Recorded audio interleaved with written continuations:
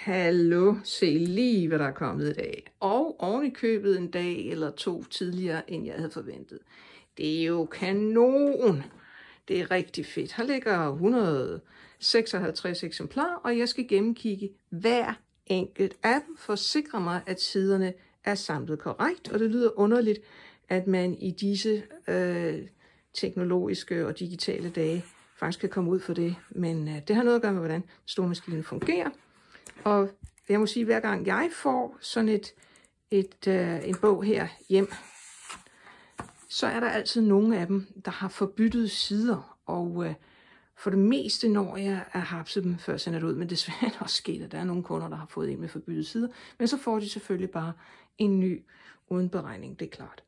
Men det bliver spændende at kigge dem igen. Men nu er den altså landet. Juhu, simpelthen, det bliver så fedt at holde dig op. Jeg skal kigge alt det igennem, men jeg overlever nok.